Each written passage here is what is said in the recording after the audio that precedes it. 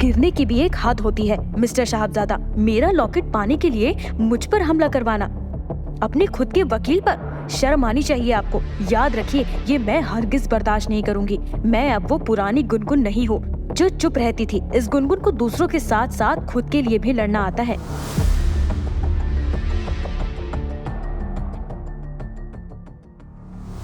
अभी साहबजादा को अपने बदले हुए रूप की झलक दिखाकर अपने मन को मैंने शांत ही किया था कि एक नई मुसीबत ने मुझे मेरे अतीत के एक और हिस्से से रूबरू करा दिया। जानने के लिए देखते रहिए पॉकेट एफएम।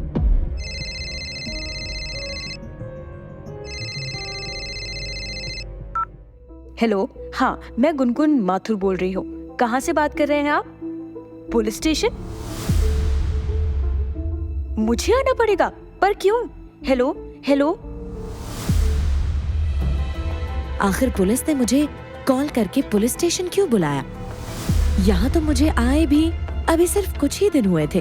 कहीं ये साहबजादा की कोई नई चाल तो नहीं थी? जानने के लिए मैं सीधे पुलिस स्टेशन जा पहुंची।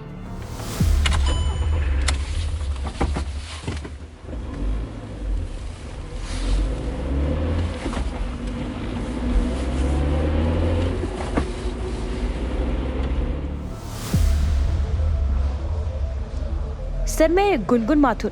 मुझे पुलिस स्टेशन क्यों बुलाया गया है? आप बता सकते हैं क्यों? पापा, आप यहाँ इस हालत में? बेटा गुलगुल, मैं बहुत बुरी तरह फंस गया हूँ। अब बस तुम ही मेरा सहारा हो। पापा, आप यहाँ? आखिर ये सब कैसे हुआ? गुनगुन बेटी, मैंने एक आदमी से ज्यादा ब्याज पर लोन लिया था, लेकिन बिजनेस में लॉस होने की वजह से टाइम पर नहीं चुका पाया। और लेकिन पापा, लोन की भरपाई ना करने पर किसी को भी सीधे जेल में नहीं डाला जा सकता। मैं जानता हूँ बेटी, लेकिन क्या पापा? प्लीज आप मुझसे कुछ छुपाइए मत, तभी मैं आपकी हेल्प कर पाऊंगी। बेटी, जब मैं लोन नहीं चुका पाया तो उस आदमी ने मुझे एक पते पर एक पार्सल डिलीवर करने को कहा। बोला उसके बाद वो मेरा सारा लोन माफ कर देगा। मैंने भी लालच में आकर तुरंत हाँ कर दी। फिर क्या हुआ पापा? जैसे ही पार्सल डिलीवरी करने वाली जगह पर पहुंचा, पुलिस आ गई। उन्होंने उस पार्सल की तलाशी ली तो उसमें ड्रग्स थे। ड्रग्स? बेटी, अब तुम ही मुझे इस मुसीबत से बचा सकती हो। प्लीज अपने बाप को बचा लो। पापा, मेरे सामने हाथ जोड़कर मुझे शर्मिंदा मत करिए। मैंने आज तक जो कुछ भी किया आप लोगों के लिए किया है, यहाँ तक कि अपने पति को भी आपके कहने पर छोड़ दिया। मैं जानता हूँ बेटी, तूने हमारी वजह से कितना कुछ सहा है। शायद ये सब उसी का फल है जो मुझे भोगना पड़ रहा है। आप चिंता मत कीजिए पापा, अब मैं आ गई हूँ, सब ठीक कर दूंगी। आप बस मुझे उस आदमी के बारे में बताइए जिसने आपको पार्सल डिलीवरी करने को कहा था। एक तरफ जहां मैं पापा को लेकर परेशान थी, वहीं दूसरी तरफ साहबजादा का गुस्सा भी 7वें आसमान पर था, जिसकी वजह थी तिवारी जी का उठाया हुआ वो कदम जिसने मुझे चोट पहुंचाई थी। आपने मुझे बुलाया सर? ये क्या है तिवारी जी? मैंने आपसे सिर्फ गुनगुन के गले के लॉकेट के बारे में जानने को कहा था, उसे चोट पहुंचाने को नहीं। सर वो बस, मैं कुछ सुनना नहीं चाहता। अब जाइए यहाँ से, और हाँ, आइंदा ऐसी कोई भी गलती की तो मुझसे बुरा कोई नहीं होगा। मेरे गले पर लगी चोट का निशान इस वक्त मेरे लिए कोई मायने नहीं रखता था। मेरे लिए बस पुलिस स्टेशन में पापा से उस आदमी की डिटेल्स लेना जरूरी था जिसने उन्हें ड्रग्स सप्लाई करने को कहा था। बेटी, उस आदमी का नाम शंकर है। वो बहुत खतरनाक आदमी है। ऐसा कोई बुरा काम नहीं जो वो ना करता हो। पापा, मैंने अपने करियर में ऐसे न जाने कितने लोगों को सलाखों के पीछे पहुंचाया है। अब आप सब मुझ पर छोड़ दीजिए। मैं शंकर के बारे में और जानकारी लेने के लिए पुलिस स्टेशन से निकल गई। दूसरी तरफ उस रात साहबजादा जब घर पहुंचे तो वहाँ लीला देवी और मुनमुन उनके आने का इंतजार कर रहे थे। अरे माँ, आप अब तक जाग रही हैं? हाँ, क्योंकि मुझे ये जानना है कि तुमने अपना केस गुनगुन को क्यों दिया है। माँ, आप शायद कुछ गलत समझ रही हैं। गुनगुन सिर्फ इसीलिए केस पर है क्योंकि वो पहले भी इस तरह के केस लड़कर जीत चुकी है। सबका यही कहना है कि मुझे ये केस सिर्फ गुनगुन ही जिता सकती है। वाह साहबजादा, दुनिया में इतने लॉयर्स हैं और ये कल की बनी लॉयर तुम्हें केस जिताएगी। मुझसे एक बार कहते, मैं भर देती फीस इससे अच्छे और महंगे लॉयर की।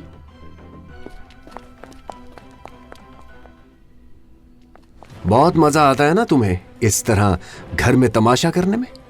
मैंने क्या किया साहबजादा? वाह, 100 चूहे खा के बिल्ली चली हज करने को। मुनमुन, मैं अच्छी तरह से जानता हूँ तुमने ही माँ को गुनगुन के बारे में बताया है ना? सबको पता है गुनगुन आपका केस लड़ रही है, और वैसे भी माँ गलत क्या कह रही है? आपको इस केस के लिए सिर्फ गुनगुन ही क्यों मिली थी? मेरे पास तुम्हारे इन फालतू के सवालों के लिए वक्त नहीं है, और तुम्हारी ये चालबाजी सिर्फ माँ पर काम करेगी, मुझ पर नहीं। साहबजादा इस वक्त किसी भी तरह मुझसे बात करना चाहते थे। वहीं मैं बहुत देर से शंकर के ऑफिस में बैठी उसका वेट कर रही थी। तभी मुझे फिर से साहबजादा का कॉल आया, और इस बार मैं अपने गुस्से पर काबू नहीं रख पाई। मिस्टर साहबजादा, आपको एक बार में समझ नहीं आता क्या? बार बार कॉल मत करिए, मैं अभी आपसे बात नहीं करना चाहती। गुनगुन, मेरी बात तो सुनो। बाय। कितनी देर हो गई है वेट करते हुए? आप प्लीज बताइए मिस्टर शंकर कब तक आएंगे? मुझे उनसे बहुत जरूरी काम है। मैम, मैंने आपको पहले भी बताया कि शंकर सर के आने और जाने का कोई फिक्स टाइम नहीं है। हाँ, लेकिन अगर आपको उनसे मिलना जरूरी है तो मैं एक तरीका बता सकती हूँ। जल्दी बताइए प्लीज। शंकर सर ऑफिस आए या नहीं, लेकिन रोज रात को डांस क्लब जरूर जाते हैं। शंकर रोज रात को डांस क्लब जाता है। ये जानने के बाद मैंने उससे वहीं मिलने का फैसला किया, लेकिन इसके लिए मुझे किसी की हेल्प की जरूरत थी। सुन प्रगति, मुझे आज तेरी एक अच्छी सी शॉर्ट ड्रेस चाहिए। वाह, मतलब आज गुनगुन मैडम किसी के साथ डेट पर जाने वाली हैं। मुझे तो बता, कौन है वो खुशनसीब? अरे पागल, कोई डेट नहीं है। तू बस जल्दी से एक अच्छी सी ड्रेस ला दे, मुझे एक अर्जेंट मिशन पे निकलना है। ओके, अभी लाई। आज तो तुझे ऐसी ड्रेस दूंगी कि तू भी खुद को नहीं पहचान पाएगी। प्रगति बिल्कुल ठीक कह रही थी। उसकी दी हुई ड्रेस में तैयार होकर जब मैं डांस क्लब पहुंची तो हर कोई मुझे ही देख रहा था। मेरे पास आने की, मुझसे बात करने की कोशिश कर रहा था, लेकिन मेरी निगाहें सिर्फ शंकर को ढूंढ रही थी। Sorry, I am really sorry. वो मेरा ध्यान।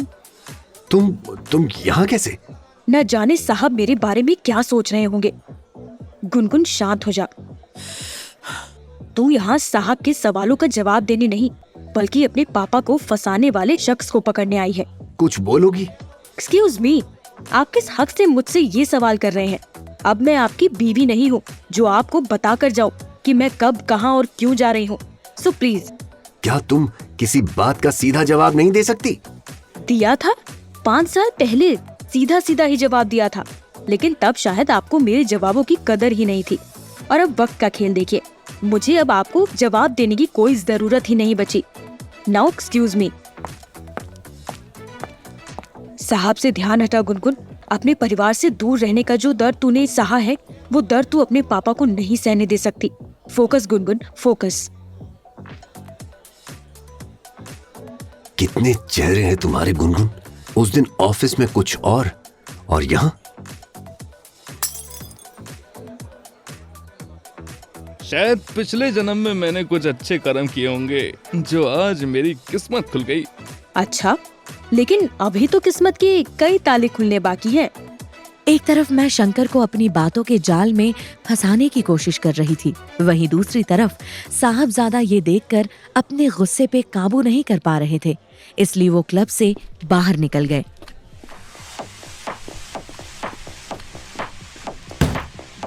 आखिर क्यों मुझे अब भी उस गुनगुन से फर्क पड़ता है? क्यों आज भी वो मेरे दिल से निकलती नहीं?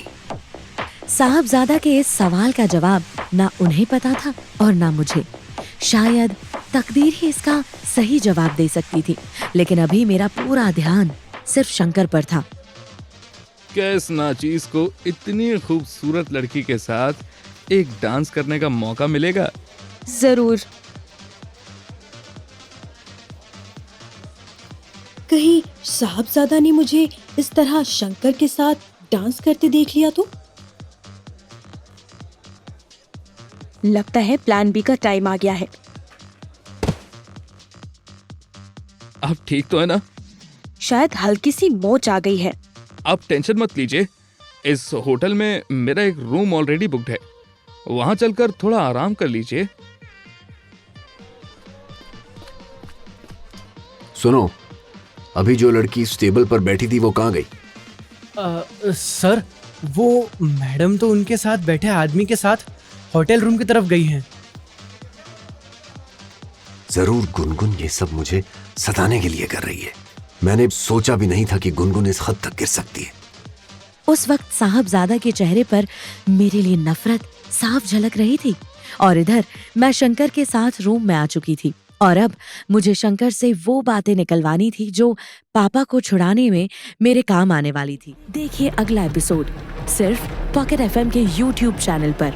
और प्यार, यार और धोखा के सारे एपिसोड सुनने के लिए डिस्क्रिप्शन में दी गई लिंक से डाउनलोड कीजिए पॉकेट FM ऐप।